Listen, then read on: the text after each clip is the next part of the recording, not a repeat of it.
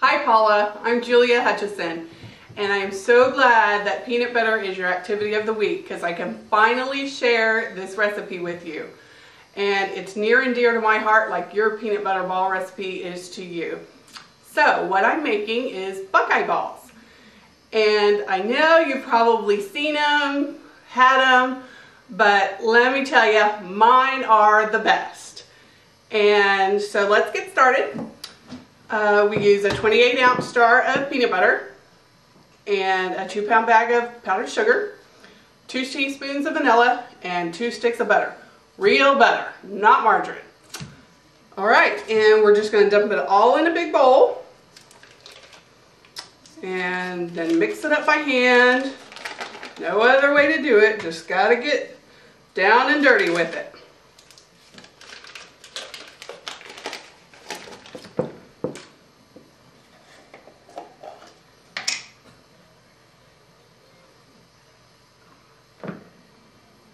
I've been making this recipe since I was a little girl. I'm a native Texan that now lives in Kansas, but that lived in Ohio for a while when I was a little girl, and that's where we got the recipe.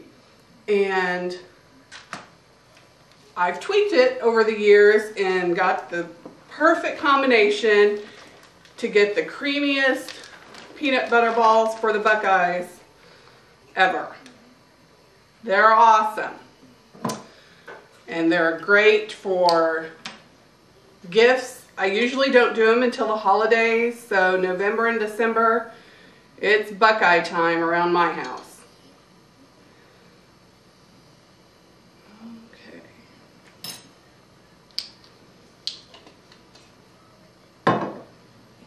All right, here comes the fun part. Get all down in it. Mix it up, all that butter and peanut butter together.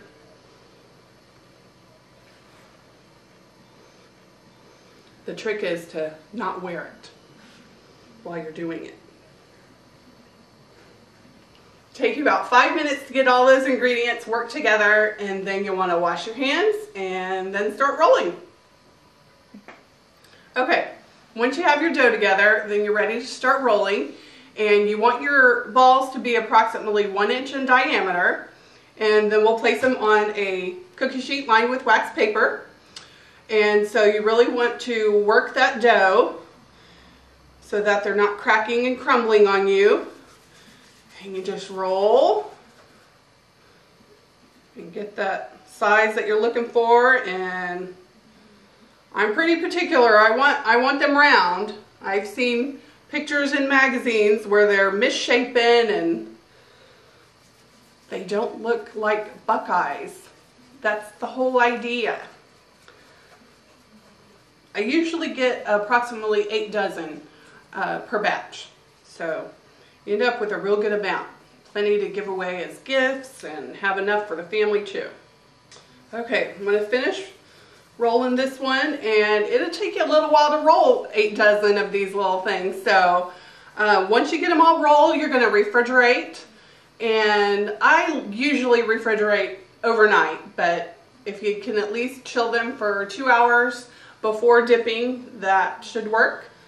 So then we'll be ready to melt our chocolate and start dipping.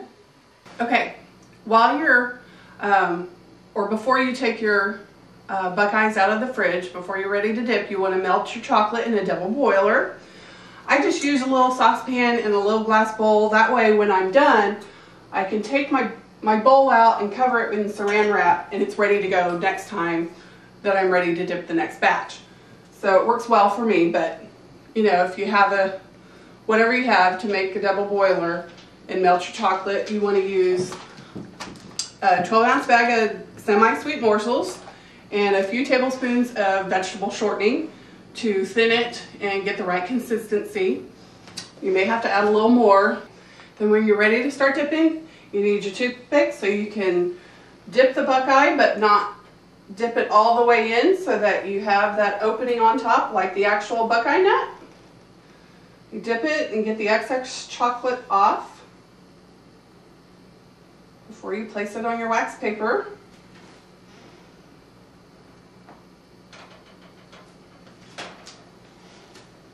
and there's no paraffin or anything, so I do keep the Buckeyes refrigerated. You know, I store them in the refrigerator until I give them as a gift or take them to a party or something.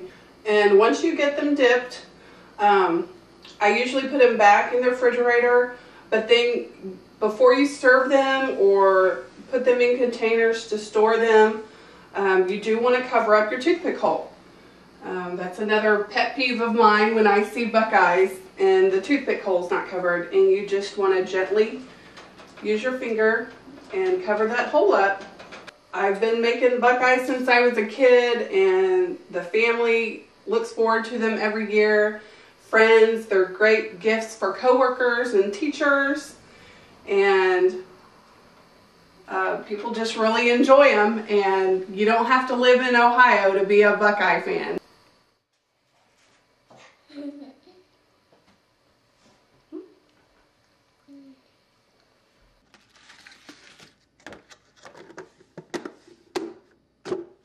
How do you make these?